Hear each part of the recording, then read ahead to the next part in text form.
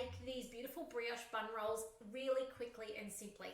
Now I'm going to show you some tips so that it is quicker than it would usually take as per recipe, but still just as impressive. So that if you've got visitors coming over for lunch and you need something to feed them, this can just be ready to go. So all you need then is some salad and some meats and you're good to go. You've got something impressive that you can serve them up. So let's get started on this bread roll recipe. Now you'll see it says with cheese. I'm skipping the cheese out, but I am going to follow the brioche part of it. I really, really like this brioche recipe. So first thing it says is full cream milk. Now, by the way, not dairy-free, not gluten-free, okay?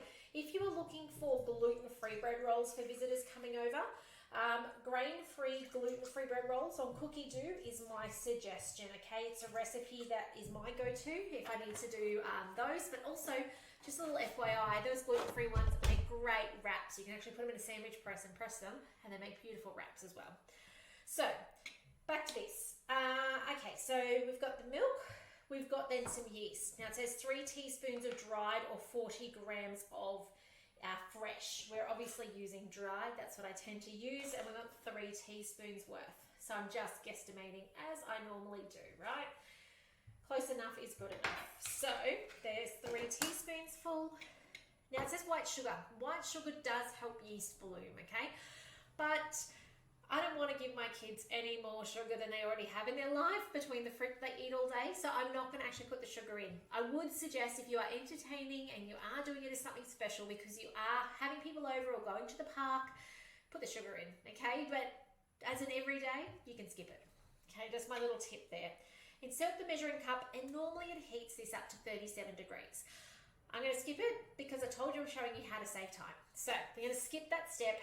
And you can do it if you've got time, or maybe if you've got other things to organize, maybe you want to go slice up the meat or get the salad ready, then perfect to put that in there. But you know, not necessary. I'll show you why in a moment. So next up is 500 grams of plain flour plus extra for dusting. Now if you're in Australia, please use your baker's flour. I know it says plain, but you'll get a much nicer, fluffy bread roll using baker's flour. I know overseas some of you call it like a double O or a something like that. So yeah, you know, use the stuff that's designed for breads. You end up with a fluffier product at the end. It's okay for pizza to use plain flour because you're not trying to get some beautiful fluffy loaf, but with your bread rolls and bread, make sure you use your baker's flour. It's got a higher protein content, which means it gets fluffier. All right, 80 grams of salted butter softened. Number 1, I don't have it softened. Number 2, I don't have salted, I've got unsalted. Use what you've got, okay? And if you didn't have this, I'd actually skip it. It would work out beautifully anyway, okay?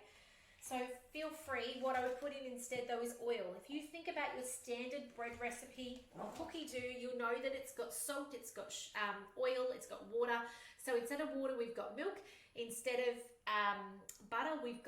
instead of oil, we've got butter. Okay, you can see that swap over. And the extra bonus in this is also an egg, which is quite standard for a brioche.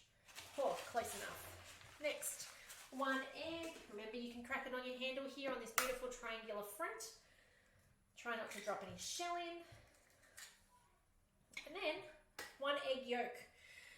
I'm going to skip that out. Okay, don't worry about using it. All right, so I find that it doesn't make a difference. Some brioches have the second, some do not. Feel free, use my permission to not have to do that. So half a teaspoon of salt, please don't skimp on that. You'll tell me that your bread roll tastes like flour otherwise. Biggest complaint I have when people first make bread rolls in the Thermomix is they don't taste right. And there's 2 things. One is that salt, and the salt is what cuts through the flour, the flavor of flour. And the second thing is the sugar. If you were used to, you know, eating white bread rolls from your local supermarket or bakery, they have the sugar. So start with the sugar and wean yourself off the sugar. Okay, that's my biggest bit of advice. Insert the measuring cup, and it's got a 3-minute knead time. So I'll come back in 3 minutes. It's going to shake my table because I've got like a big table here. It's not a bench. So in a second, I'm going to come back in 3 minutes, and I'm going to bring back my rose gold tray and a silicone mat, and I'm going to show you what we do with this dough so that this is a super quick thing that you can have in the oven and out of the oven in no time at all. So I'll see you in 3 minutes after the knead. Bye for now. Okay, so I've taken that time to put away my yeast because your yeast needs to be kept in your freezer or your fridge. just cleaned up a bit, put away the eggshells and the butter, and I love that Thermomix gives you those spare bits of time to get things done. So now it says to transfer it to a bowl and cover, or you might use your Thermo mat, which you can get for hosting a demo, and leave it till it doubles in size for an hour. I never have an hour, okay? When I'm making bread rolls because someone is coming over, it's usually like 11 o'clock, right? And lunch needs to be 12, 12:15, 12:30. So this is how I do it. Let me show you how. So to preheat the oven and then cook it. So I do actually want to see how many this makes. So I'm going to scroll down and it's going to make 14 pieces. So I'm aiming for 14 bits of dough. So there is our brioche dough ready to go. It actually looks like it could have done with a little bit more kneading, but anywho, we don't have time for that. So we're going to put it onto the tray that we're going to cook it on in a moment. And the other thing I would suggest is either find a warm spot in your house for proving in a moment, or turn your oven on for a second, let it heat up a bit, and then once it's heated up a little bit, turn it off so that you can put this tray there shortly. We're going to cover it with a towel and we're actually going to put it there to rise. Now, 14 pieces it says. So what we're going to do is we're going to make 14 bread rolls straight out of the Thermomix. Now, some brioche recipes are super sticky. If they are super sticky, I have kept my flour here because I would shower it in flour, okay, till I can use it. Now this one, it's not too bad. So I'm not too worried. The dough is slightly warm. So that's the other thing. You know how that step, I think was the second step in where it actually asked you to heat it to 37 degrees. That's why I know you can kind of get away with it, because the pulling and pushing in that bowl as it needs is enough to actually warm the dough. Now I'm here making bread rolls straight away. So best way to make bread rolls, stretch and fold. Stretch and fold, okay? So it's actually not I don't know how you call it. That's what it is. And then when you get it to a nice top on it, you then actually put it on your bench and roll it in a circular motion with your fist, okay? So like that, like a claw. My desk moves, sorry. And then once you've got it like that and you're happy with it, on the tray, and you leave a centimetre gap before you make your next bread roll. Now we are aiming for 14. I may be getting too big with these already, but that's okay. My family are used to odd shapes and sizes here. Now the other thing is, so what we're going to do is once we've got these bread rolls made, we're going to actually put this in a warm spot, as I was making mention to, for 20 minutes probably. Now they're not going to be fully proven. They're not going to be doubled in size, right? Because they're just not. But normally when something is proven and double in size, you then put it into a hot oven. To save time, after 20 minutes of being in a warm spot, you actually put it in the oven and you turn the temperature onto 200 degrees and you start your timer for 15 minutes. And that's how you then shortcut it to be ready. Now, are they as fluffy? I can hear you asking. Are they as fluffy as they would be if I gave them a big prove out?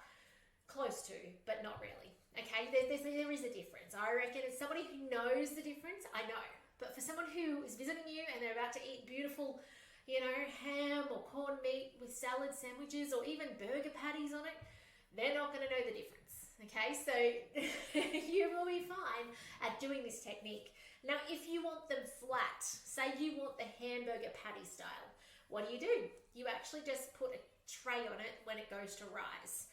So in a moment, when I said about covering it with a towel, by the way, if it's a super sticky dough, cover it with another silicone mat instead, if it's super sticky, because otherwise it'll stick to your towel. But cover it with that silicone mat and then put just another oven tray on top and cook it with the other oven tray on top. Because what that will do is it'll give you that beautiful hamburger style where you actually got little flat squares, so to speak. They're kind of round, but they kind of have the flat edges out to the side, you know what I mean. So I'm just making these into little balls, about the same size on the tray, a finger width apart so that they've got room to expand in here. I haven't decided if I'm putting a tray on top or not yet. But you might see what I do with the dough is I start and I stretch to the side, and I start and I stretch to the side, and I start and I stretch to the side. And then once I get to that space, I'm actually using the side of my hands to push around and spin it. So I'm pushing it in under, and I guess what ends up underneath is it ends up like a little pinched thing underneath. Now I'm just looking for a neatish top. I'm not a perfectionist and looking for a perfect top on my bread rolls. You know what, if I'm going to make them, I want to make them so that they look like I've made them and someone says, did you make them? I don't want to make them so that they look as perfect as store-bought, because because otherwise people are going to think they're store-bought, right? And unless I point it out, they're not going to know. So just stretch, push under, rotate 90 degrees, stretch, push under. And then once you get it to that kind of money bag style shape, that's when you start just working the sides in until the texture on top is nice. Okay, you want to get a nice smooth texture on top. And as I made mention, they're a little bit warm anyway. So I don't think I'm going to get 14 out of this. I think I'm making them a little large, but that's okay.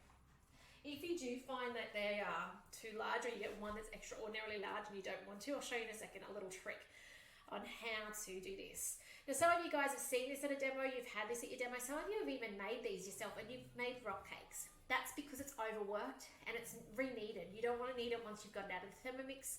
You're shaping, but not kneading, okay? Just playing with this one here, I'm trying to get a smooth top on him. He doesn't want to have a smooth top, but I'm not very good at perfectionism. Actually, what I do, if they won't get a smooth top, I put them on and I do the claw on them, okay? And that helps a lot. So, if you get a big one, what do you do? So, one of these is slightly bigger than the other, probably this one over here. All I do is I grab my silicone spatula from the Thermomix and I just cut off the side. Like, it's as easy as that. And then the more I can kind of cut it around circular, the less I even have to play with him.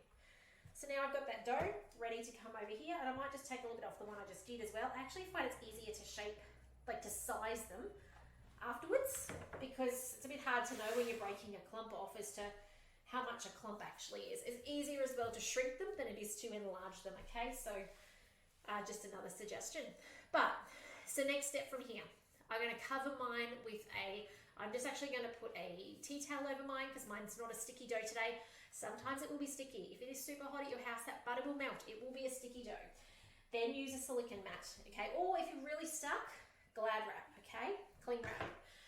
Then you want 20 minutes in a warm place. If you don't have a warm place, open your oven door, put the oven on for a couple of minutes to get hot, and then sit your tray in there with the door open. So your oven is not on, it's just got a residue heat.